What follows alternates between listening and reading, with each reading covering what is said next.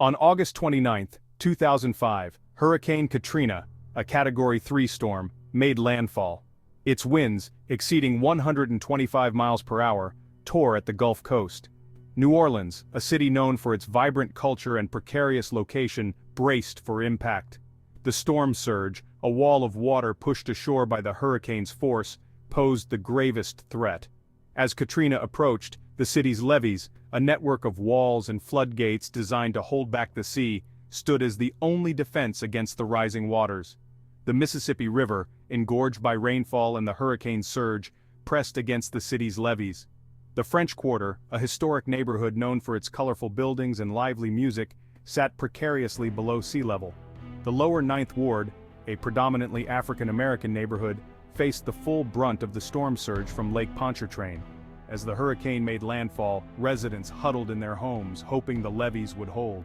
The storm raged for hours, its winds howling through the city. Rain lashed against windows, and the sound of the surging water grew louder. Streets transformed into rivers, and homes began to flood. The levees, strained beyond their limits, began to crumble. The industrial canal, a vital waterway, breached, sending a torrent of water into the lower Ninth Ward. The city's defenses had been breached. As night fell, the full extent of the disaster became clear. Large sections of New Orleans were submerged, the floodwaters reaching the roofs of houses. The city's power grid failed, plunging the city into darkness. Rescue efforts were hampered by the flooding and debris-strewn streets. Hurricane Katrina, once a distant threat, had left an indelible mark on New Orleans, its fury etched in the rising floodwaters. New Orleans, situated below sea level, has always been vulnerable to flooding. The city's survival depends on a complex system of levees, flood walls, and pumps. The Army Corps of Engineers, tasked with maintaining this system, faced criticism in the years leading up to Katrina. Budget cuts and alleged mismanagement had left some levees weakened and vulnerable.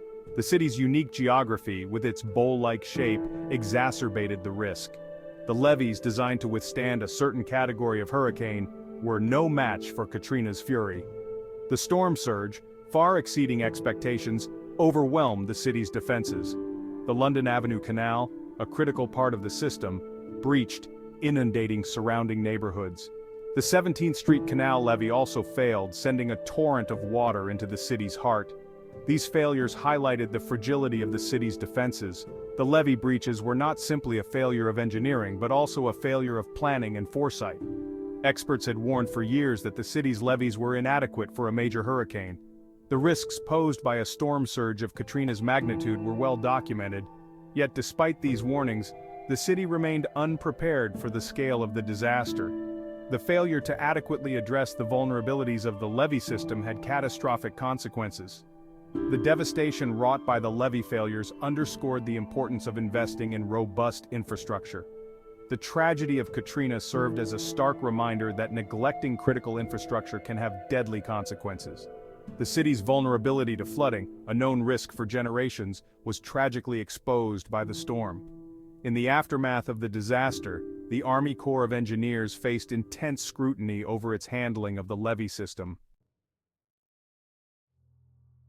As the levees crumbled, the true horror of Katrina unfolded. Water poured into New Orleans with terrifying speed, transforming streets into raging rivers. Homes were swallowed by the rising tide, their occupants scrambling for safety.